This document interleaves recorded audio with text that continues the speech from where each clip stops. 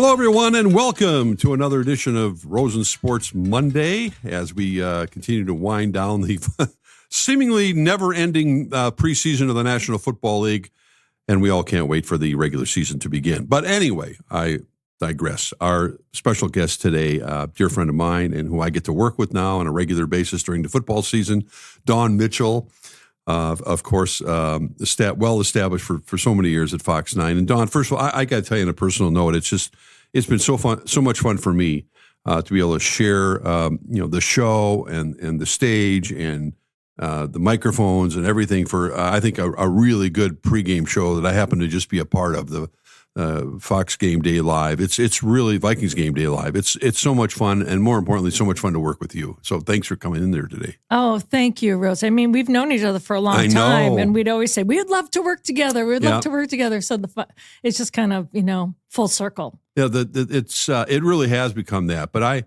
that show, I'll just talk about it right away. I mean, it's fun. I mean, I know we got to get the fans warmed up, and it's kind of our preseason too. But I always tell people I'm just kind of the orchestra leader a little bit. I'd say I'd match that pregame show against any other local one in the country. We got a lot of really good, sharp football minds, you included, of course, at the top of that list. But I mean, it's a well-oiled machine. It's a lot of fun to get people ready for the game. I think one of the best things and the best compliments I get on it is when they meet you in person, they say, that's exactly how you guys are on TV. And I think we're given that latitude to just have fun and to be ourselves and to not try to be something that we're not. Like, I never played the game of football. I know that. So my observations come from covering the team for so long and knowing the guys and knowing the game, but I don't know what Ben Lieber knows. I don't know what Pete Bursich knows. Feel the same way. And so I love picking their brains. Like, hey, this is what I observe from the outside and from being around it for so long. But how does a player or now a former player look at it? So I have a blast that way, because if I ask a stupid question, that's the stupid question I would ask you over coffee when we were not on TV, right? Because I just want to know that. So, well, you have your own podcast, of course, on Talk North Sports as well. But I'm anxious, as long as I've known you, to kind of go back in your background. And I know you got some New England ties, and you mentioned before we went on. Started our recording today. You spent some time in Chicago, but what is your background? Is sports always a big part of your childhood, even from a participation standpoint or a spectator standpoint? Yes, I was born in Jersey, but I don't remember it. I was raised in New England, so like if people always say you're a Jersey girl, I'm like, I was just born there, but I was raised in Massachusetts. Yeah, that's why you're wearing the Boston hat today. I'm wearing my Boston hat. I'm sorry, Twins fans. No, it's all right. I think right now they'd probably excuse you. Yeah, they're like, there you go. The best thing about it is, so my dad, he was a former baseball player, and he was a lot older than my mom, and he was cut from the Brooklyn Dodgers. That's how much older than my mom he was. But, as a kid, we didn't know. We just knew, you're a cut, right? And he was a teenager, because back then that's when teenagers try to make those teams. And he played at Ebbets Field. So, oh, my God. I had 4 brothers. I was the only girl. So my dad would go out in the backyard and we would just throw a baseball.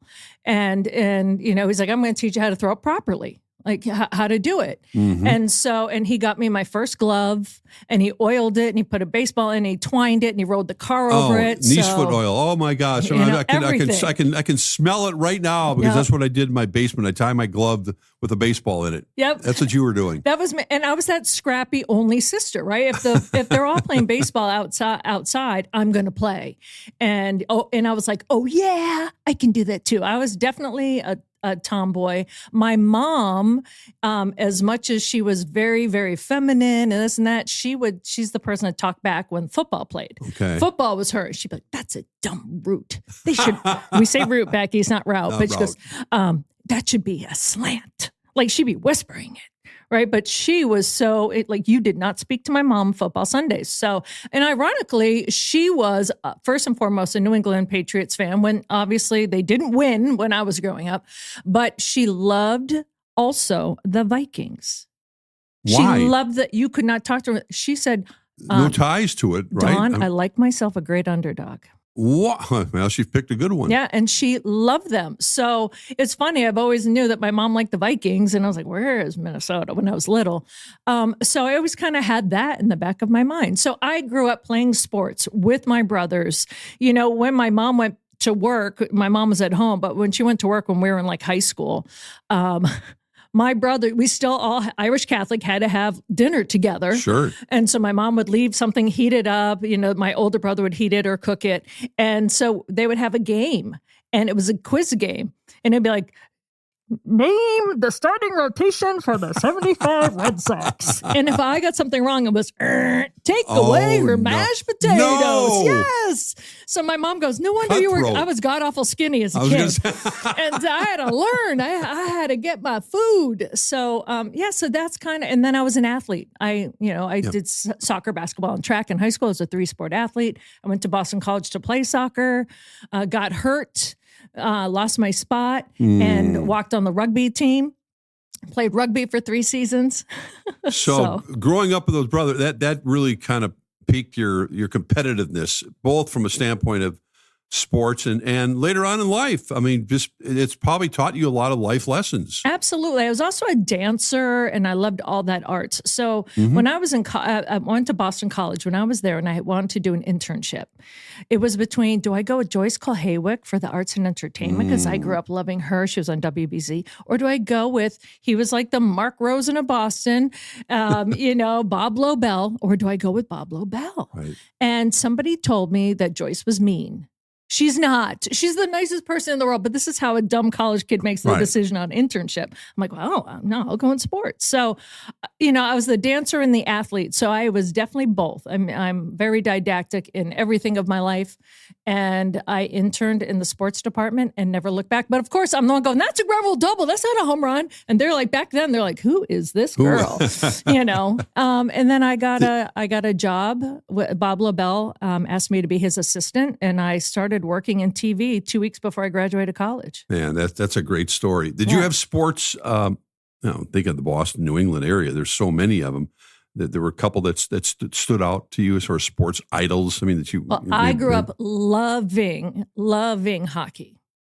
Bruins. Okay. Bobby Orr. Well, Bobby Orr was before my time, but Ray Bork was my favorite, right? But Ray Bork. Yes, Ray Bork, So it must have been like in high school time. And I remember begging my parents, like junior high and high school, because my mom would listen to it on the radio. My mom was a night owl, and she would listen on the radio to the game. And across the street, the Mahonies, Wayne Mahoney, we called him Beefy Mahoney. He played hockey. And so I was always in the back of their, station wagon with the smelly equipment. So I ended up falling in love with hockey. And then my mom and my dad bought me my first little TV that I could have in my room so I could watch the games. But I had to be quiet. My mom said we knew they scored because we'd hear upstairs, yes, yes, yes, yes. So, I loved that whole like Cam Neely, Ray Bork, Steve Casper. I'm naming all those. Well, there's so many traditions. There's so many great. I mentioned Bobby Orr because he set the bar so high. I got a chance to watch Bobby Orr, and to this day, maybe the most magnificent all-around hockey player. I mean, Gordie Howe is probably number one, but in terms of you could never knock him off his skates, and he set the bar very, very high for Boston Bruin fans. For generations. You grew up knowing he's the legend, and you've seen that replay of the flying goal your whole life, right? It was 1970, I think it was. Yes. Yeah. And then when I worked at NESN, New England Sports Network, I met him. And, everyone always says, be careful about meeting your idols. But Bobby Orr is the guy that you want to meet. And if he's your idol, you want to meet him. So, I love that. So what were those... did you have trials and tribulations? You said you decided to go from dancing into broadcasting, and I'm sure there were many obstacles you had to overcome to kind of reach to the point where you wanted to be. Did you meet any opposition along the way? Were there people that were saying, you're good, but don't count on this being a career? Or were people always encouraging to you? My family, my brothers, everyone, they're always encouraging to me. I guess I really didn't know what I wanted to. I knew I just, math and science. I mean, I was a great student. I finished my major at BC before my junior year, so I took graduate courses. I was always an awesome student. But again, like I said, didactic. People wanted me, you should go and you should be, go to graduate school. You should be a lawyer. You should be a doctor. And I'm like, well, I kind of like this internship I got going, and I kind of like sports. There was this one guy, and I'm not going to say his name. He's a former Bruin, and I ended up working with him, and he's a lovely gentleman. But years before, we met at this bar because I was right out of college, and he told me I was wasting my brain going into sports journalism. And I could kind of see that. I was an excellent student, and money's not great in broadcasting compared to potentially being a really good lawyer. Here I am, a blonde woman getting into sports broadcasting. I never heard the blonde jokes in my life until I got my internship. I dyed my hair brown. Come on. It was horrible. Really? Because of that? More like, well, I don't know. Are blondes dumb? Like, what's my perception? Should I do this? I just want to be behind the scenes. I never had the concept of I'm going to be on air. That was, Leslie Visser said there's two types of women, and she was my mentor. There are women who love sports and end up on TV.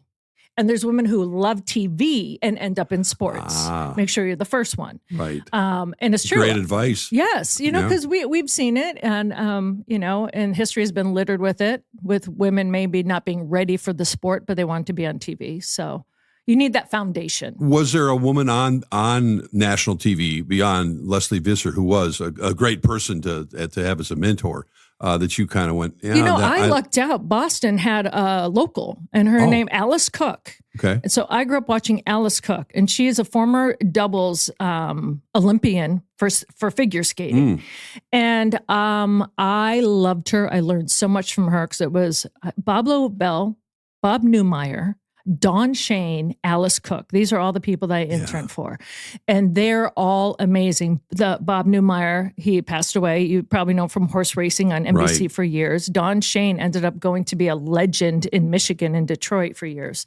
And Alice Cook taught me that a woman can do it and do it well. And you can be friends. Like, it's not a fight. You can be friends. You can be part of a team. So I think she taught me a lot. And also, I had the luxury of when I covered the Celtics that Jackie McMullen was there. I had these women that were fantastic. And then Leslie Visser, who said, you're a great writer. You know your sports. Have you ever thought about going on TV? She was the first one. I'm like, no. And she's like, no, you should think about it.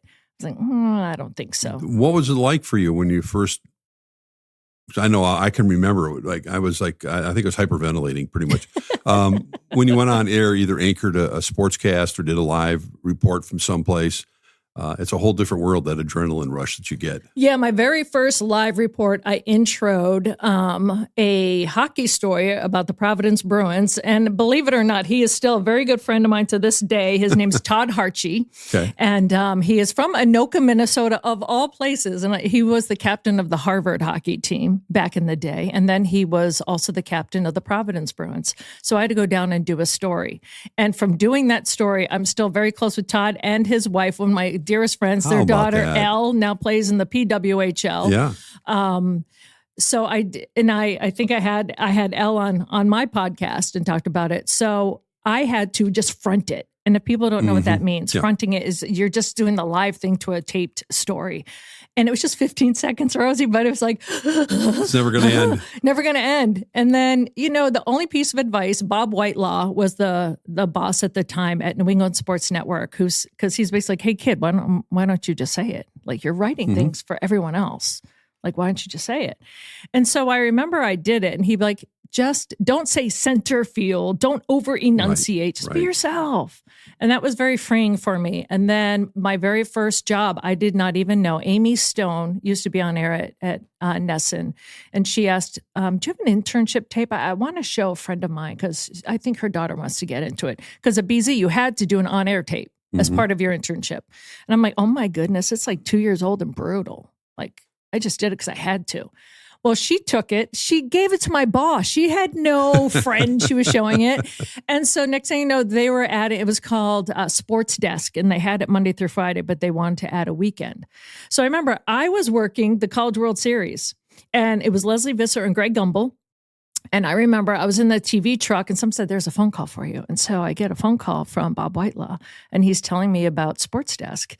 And he's like, hey, we're going to add a weekend show. And I'm like, okay. And he's talking. And I said, Bob, what will I be doing? Writing, producing? He goes, yes. And I said, okay. Both. And he goes, and anchor.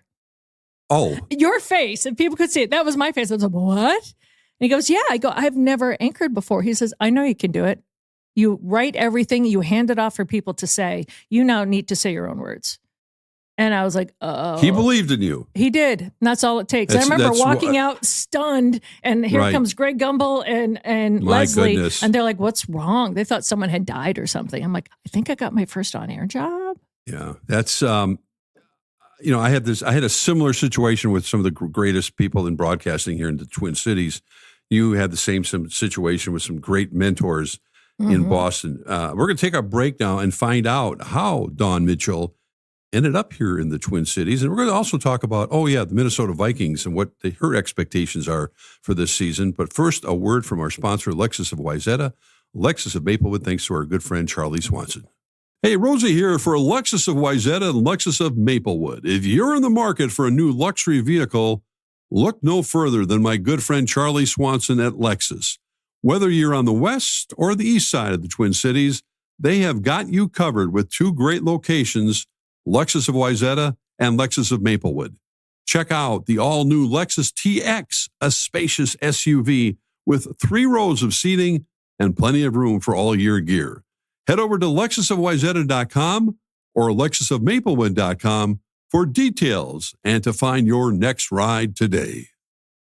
Welcome back. We're having a fun, breezy conversation with Dawn Mitchell of Fox9 and her road to broadcast success. And everyone's got a different story, but there are similarities in how you get there. So now you're on the air. You're kind of establishing yourself. I mean, I know we could fast forward, but I think it is important to know how in the world did you end up in the Twin Cities? Well, another mentor of mine was Peter Gammons. I know. I was so lucky to grow up and to be in Boston at this certain time. Peter Gammons, Dan Shaughnessy, Peter Gammons. There's so many people. And Peter Gammons, I adore to this day. And he would always give me great tips on writing. And he would say, I love your writing. I love this. What do you think about this? And he also said, what do you want to do for your career? And I said, well, this is great. And he said, you're going to be doing the same thing in 20 years in Boston if you don't leave. And I said, what do you mean? And he said, look around. They don't go anywhere. Right, they stay here. And they do. Now in media, you see there's a lot of people leaving and shaking up. But back in the day, in the early 90s, nobody left, right? So he was like, listen, you really should think about that. And so I did. And I took that to heart. And I did a freelance show called On Court with the Stars. It was a tennis show at Leif Shiras, former tennis doubles. And we did it out of Fox Sports Canada. I don't know. Freelance is hard. Full-time freelance is hard. It is. You realize we'll pay you $1,000 a day or whatever, your kid right out of college. And they pay you that $1,000, but they use your stuff for 2 months, right? So that's $1,000 for 2 months. It doesn't pay your student loans. So, I ended up, I had an agent and, they gave me, it came down to 2 choices. So I went to San Diego for a year and I was doing this tennis show. And it was either Milwaukee or Cincinnati wanted me to be a news anchor. Oh, wow. And I said, what? Why would I go there? Anyone that would trust me to be a news anchor obviously hasn't been paying attention, right? But, now I know the business better. I could do that. I'm it's a smart easier being woman. a news anchor. Yeah, and you have the background. Of course, you could have been a news anchor because other people write the material for you. I had write no the newscast, idea. as opposed to you using your writing skills. That's what I loved about the business more than anything is sitting down and being able to write what I wanted to write. Right, and I could say whatever I wanted to say, and no one was looking over my shoulder. No one's can't do that as a news anchor. Nope, you can't. And I didn't know that. I was clueless, young. You're young, and you're like, oh, okay, of course. So it's a compliment. I was like, okay, Milwaukee, I can cover the Packers. Yeah, I can cover Brewers, the Badgers, the Brewers. I was really disappointed there was no hockey. But so I took the job in Milwaukee. And I have to be honest, a girl that was raised near Cape Cod, went to college in Boston and worked in, Boston behind the scenes for like a year out of college. Then I went to San Diego. Going to Milwaukee was a bit of a culture shock. I didn't at the time, and I still don't eat a lot, but I didn't eat red meat. Right. Now I'm tan. My blonde hair is down to my waist. I don't own flannel. I don't own work boots. And they were like, who is this girl from Mars? But they were lovely, lovely, lovely people. So was that local station? Yeah, CBS 58. I went to Okay. Milwaukee, CBS 58. Went to 2 Rose Bowls with the Badgers. Covered. They cover the Packers like they're in their backyard, and it's an hour and a half each way, right? So that was, I think, my first year. I didn't have 2 days off in a row. I had like Mondays and Wednesdays. So I worked so much. I had like 30 something comp days that I got out of my contract early. Yeah. And then I got a job in Chicago. So I went to Chicago after Milwaukee. That's how you got to Chicago. That's how I went. Yes. I dreamt of going to Chicago back in the day when Bill Curtis and Walter Jacobson were the anchors. Johnny Morris, I remember, was the sportscaster. And I used to go down there, and I knew some people, and I got to go watch the newscast, whatever. And it was like a kid in a candy store. These are the best people. This is, the old studio that WBBM was at. That's where the Kennedy Nixon famous debate took place. And I so wanted to go down there. And that was my one kind of dream job, I think, at that point, early in my career. But you're in Chicago. I mean, Dawn, it doesn't get any bigger than that. I loved it. And wait, now you're in Minneapolis. Yes. Take us to that road. Well, so it was at CLTV, which, does not exist anymore. So it was a sister station, like a CNN of anyone in Chicago knows, of course, Chicagoland Television. And WGN is a sister station. And so my agent and I started seeing like little things with Tribune going on. But I liked Chicago and I wanted to stay. Again, nobody leaves those jobs. Right. And so I didn't have to leave. But my agent said, we're just going to throw things out in case something happens with CLTV. Now, CLTV existed for like 10 more years after that. And Seth, our producer now, I worked with Seth. Seth Kaplan. Seth was my sports producer in Chicago, who was from Medina. And so I ended up I think he was an intern of mine. Really? Yeah. Everybody was an intern of mine at some point or another, it seemed like. So Ted Canova, my former boss. Yeah, your former boss news director. Was the news director at Fox9. And so my agent said, just go for an informational interview. I go, I don't want to go to Minneapolis.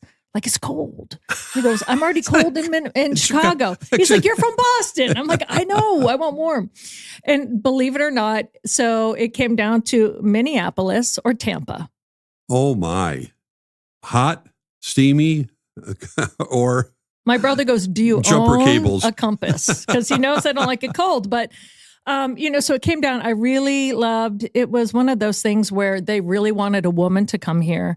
And Ted would just say, hey, you can, we're going to add Sports Now, which was called Prime Time at the time. We're going to add that on Fridays and Saturdays if you come here. He kept adding stuff. You can do sidelines. Remember the network sidelines for the Vikings games if you come here. Yeah. Kept adding things and kept adding things. And in Tampa, which I really loved, it was great. And I thought I was interviewing for the weekend position, but they said it would be the 2A. And anyone that knows anything about the number 1 is the main sports anchor. The number 2 is whoever anchors on weekends. Right. And then there's a number 3 who's reports and fills in. That was traditional. Now things change all over the place. Right. And so when they offered it, it was the 2A. And they said, well, you'll fill in a lot on weekends. And so I'm like, when you get there, that means my schedule, my paycheck is a 3. Right. And Minneapolis offered me the 2. So I'm like, how do I get to Minneapolis? And that's, it was probably the hardest move because I loved Chicago. I did not have to leave. CLTV was still there, and we're doing things with GN since we're a sister station. Right. And I really loved Chicago, but you don't get those opportunities of all the things that Fox put into a package to try to get me here. I'm looking at myself like, this is what people talk about. You want to go where you're wanted, not where someone says you're the 2A and your pay and your schedule is the 3. So maybe that was dumb of me 20 years ago to make that decision. But as a young girl, still, you had to make those decisions. Yeah. So it can be kind of scary because you do lose sometimes a sense of I belong here. I can stay here. It's safe. Mm-hmm. I'm going to continue to get to work here, but I'm ready to maybe take the next step in my career. Yes. And this is an I opportunity wanted to do more that. money. I Right. wanted a little bit higher profile. I wanted, it had to be a good sports town, being from Boston. I didn't want to go somewhere where I'm just covering something that I didn't enjoy. Right. And so it checked all the boxes. And then I really enjoyed working for Ted. And then when Ted left, I've enjoyed everyone else. And it's really, they've allowed me here at Fox9 to be myself. I was never once told, where in other places I had been, we need you to be more glam. Right. Could you be more sportsy? Could you be more? And I've never received that ever as feedback at Fox9. Well, that's a great statement. I had a different experience with someone at WCCO who unfortunately hurt, I think, the causes of the Don Mitchells of the world, but that's a whole nother story. How do you go about then? And I see you with such great professional relationships with many athletes, and they trust you, and they will tell you things, and they'll talk with you, even if you're in a group setting. I think when you ask a question, I can see that more times than not, the athlete will respond by looking you directly in the eye. How was that process for you as far as when you first meet someone, whether it's a few years back when you first started here to a Justin Jefferson now or whomever, to kind of establish those professional relationships? Someone asked me, is it because you have brothers? And I said, I don't know, because there's female athletes. Right. But when it comes to, let's say, the male-female dynamic is, I'm just here to ask you a question. I'm not here for any other reason. Like when I was younger, I'm not here to date you. Yeah. When I was older, I'm not here to be, your mom or your sister. I'm here to just ask you a fair question. But I also am not going to do the gotcha. I never have done the gotcha question. And especially now that there's social media, so many more people do it. They ask it in a certain way so that a tone or a word will come out, to get under the athlete's skin. And I've always found that to be unfair. And so I've always said to myself, even if it's a tough question, I'm going to ask it, but I'm going to ask it in a fair way. And sometimes I think I have learned the art of interviewing, I hope, where, and this, Rosie, maybe when you're a print journalist, you don't learn this as much as when you're on TV. You don't want a yes or no answer. Correct. You need more. And even though you know what they're going to say, you need them to say it on camera. So I have learned to craft questions in a way to get a yes, less than a yes or no, or more than a yes or no, I should say, answer. And I think with that, you have to know the sport. You have to do your research. If someone came to me and got my last name wrong or got my title wrong, at BC, you were flunked if you spelt your subject's name wrong, if you got their title wrong, and if you didn't do research on them. So if I don't know, I'll just tell them I don't know. Like, I think, there's a vulnerability in that. Yeah. One thing I've noticed, first of all, you obviously take copious notes. You are always prepared when we do our show together now.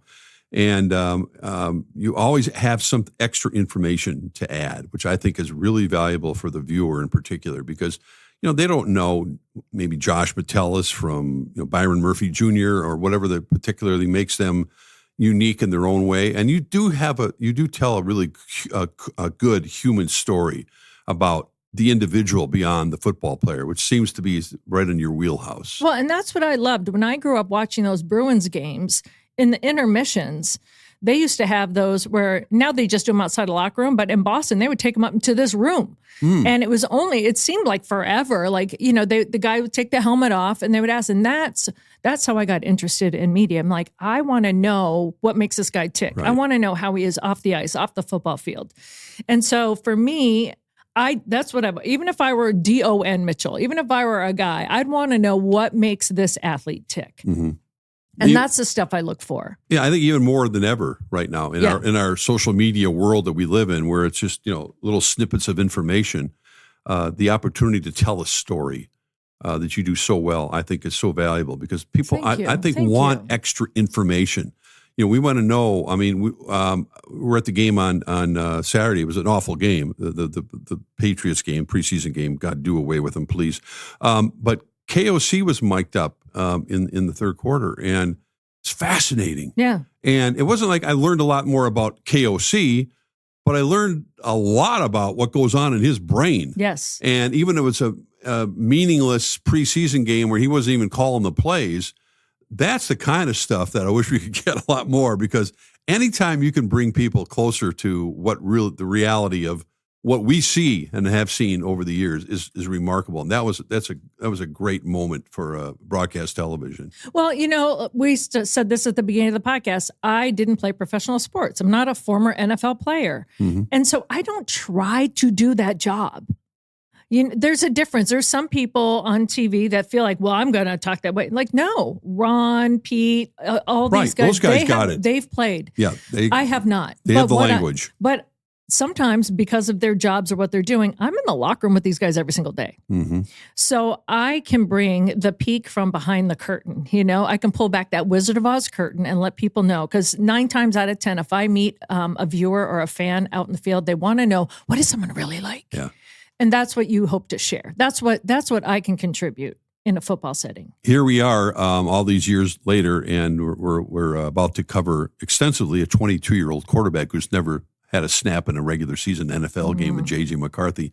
I don't know how much interaction you've had with him. He's very, I've noticed already, he will identify reporters that ask questions sometimes and respond with their name. Their name, yes. That's a maturity that is way beyond. I don't know if he learned that at Michigan or it was a Harbaugh thing or whomever, a parental thing, but he looks you in the eye, he answers his questions. But how intrigued are you about kind of launching to see this young man's career, not just from a standpoint of just football, but obviously he's going to be a father pretty soon. He's got a lot of things going on, and you forget he's 22. Yeah. That's a lot. Quickly, when you mentioned the name thing, when he first got here last year's training camp, he said, bear with me. I'm still trying to learn all the names and the faces. Like back then is when he was trying to learn people's names. Although he did call me ma'am. And Shooter, 10-yard Charlie penalty. Walters came over to me and said, hey, when was the last time someone called you ma'am? I go, not at work. That's okay. I go, I was looking for my mom, but that's okay. Oh, man. But I love, as a person, from what I've seen, I don't know him personally well yet. Right. I do like his maturity. I do like how he commands himself as a person. And you could tell. And then everything that you hear from every single player, you can tell that they respect him. That's hard to do as a 22-year-old coming in. With that said, part of me, I was in Chicago when Cade McNown, they gave him the keys to the kingdom and he fell on his face, right? And that's going back away, and people are probably like, what? I got to Google this guy. Who? We've all seen the NFL littered with some young, and I know you can't call him a rookie, but in terms of NFL gameplay, he's a rookie. It's been littered with guys that don't make it. I think he has all the intangibles. And now that we're seeing him put it together on the field with the tangibles, I really like it. And it's like part of you, even though you're a journalist and you're just covering the games, part of you as a person really wants to see this person succeed because he's doing everything right. Will he become the longstanding? Mm-hmm. Since I've been here, I think I did the count, Rosie. You've been here longer than me, so your count's going to be longer. I think he is my 21st or 22nd quarterback that has started a game for the Vikings since I've been here. Yeah, that says everything about not having a franchise quarterback for all these decades, really. I can't even imagine. Like, I didn't grow up here, but I get the angst that Vikings fans have, but I also get the expectation and the lift seeing this guy come in here. Well, and having been grown up in the New England area and then the Chicago area, you know how passionate sports fans are in both Boston and Chicago. How do you evaluate this is specifically, Vikings fans who've been waiting? I've been waiting my whole life. I'm alive long enough to see them having played in all 4 Super Bowls, but never led in any of them. But can you sense their anxiousness and angst and passion? Absolutely. And what I said, because they're like, oh, you're from New England, you don't understand. I said, no, you don't understand. When I was growing up, the only team that won anything that I saw Because, the Bruins were in the 70s, but the Celtics, okay? I remember Larry Bird, Kevin McHale, Chief, they won. And that was the big thing. So I always say, listen, your Twins were my Celtics. Other than that, everyone was terrible. No one won anything. It's hard to believe for people listening right now. And then I left town, right? Because I left, late 90s, early 2000s. They didn't win anything until I left. I mean, Torrey Hunter would tease me because I said, and he's like, well, what do you mean? I go, when I left Chicago, they started winning. Right. Literally, the White Sox won the World Series the year after. He's like, when do you leave Minnesota? Because so I say, I get it. I understand. And I understand the passion. I understand. Hey, in Boston, once the Red Sox were out of the playoffs, WBCN, a radio station, would do a wake around Fenway. Come on. With a hearse. Oh yeah. So trust me, I know harsh, passionate, knowledgeable fans. So this is what I say, and I say it glibly, but I also kind of mean it. I think you need to officially name a curse and then kill it. I like it. I think you can't just say, it's hard to be name a curse. And if it's all encompassing, great. But if you just want it for the Vikings, you have to name the curse and then break it. Let's have a contest. Because in Boston, now I was in Minnesota when they broke the curse of the Bambino. Mm-hmm. And, it was me, my golden retriever, my blow up bed because I just moved here, and I'm screaming like crazy because the 2004 Red Sox won. However, then Chicago, they had the curse of the goat. So I think Minnesota needs to officially name it. Well, let's work on it. Yes, I like that idea a lot. I'm being positive. It can be done. It can be done. I get it. Is this home now for you? Does it feel like home? I think there's a time where you say, okay, I'm here because I'm working. And then there's a point in your life where, and Jordana Green and I talked about this, where then you choose it. You choose her. Boston is always my home. Like you go to college, you go, I'm going home. I'm going home. So Boston's always my home. And I'm not from The Departed, not from the city. I could throw seashell and sand at you, but New England and Boston is my home. Minnesota, the house I own and live in Minnesota, I've lived the longest of any house in my entire life. That's amazing. And so, yes, you pick the puppy who picks you. Yeah. Yes. Yeah. So, and I want to say Minnesota and Massachusetts are not that different. There's Sully and Smitty back east, and there's, Sven and Ollie here, but it's very similar, because you're wary of outsiders at first, but once someone is in, they're in. So I have noticed that about Minnesotans. You have great friends here. I know you do. You are really good at making and keeping good girlfriends in particular, but both friends, men and good friends, period. Good friends, great neighbors. Yeah. And I had that back east as well. And I want to give Chicago props too, because Chicago is the most immediately inclusive place I've ever lived. It's almost like you're there 5 minutes and like, hey, coming over for Thanksgiving? Agree with you. And then they drive to your house and pick you up, Yeah, they are. And then when I go back there, they're like, when are you moving home? I'm like, I'm not even from here. But Minnesota is a kind of a slow burn. Like I said, I'd be here. My first contract was 3 years, 3 and out. I said, I'm here 3 and out, like football. And I've been here. I'm on my 21st Viking season. Incredible.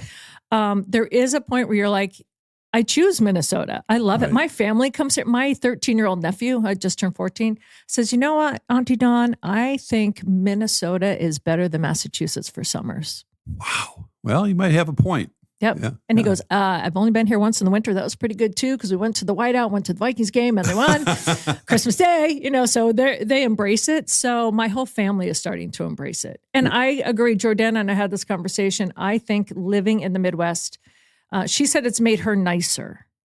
Now, I was the doormat of East Coast people, but I think that I wonder what I would, when the New England media came in here for the joint practices, I don't miss that tenseness that exists. It's interesting. And now I can see it from the other side. Yeah. So. Well, I'm looking forward to a great season working with you.